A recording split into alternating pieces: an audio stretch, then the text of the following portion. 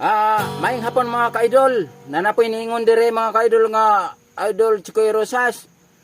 Kantahan daw tong lalaking pisot, tuli pero bayot. Okay, kantahan ako ni mga ka-idol.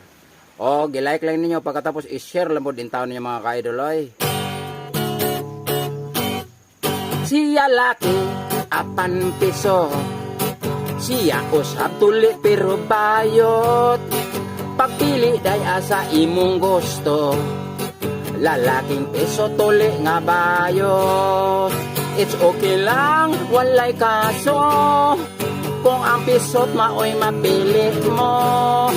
Kung sa pamilya ka mo magplano, tumoy bugposa lang yun pag-ayo.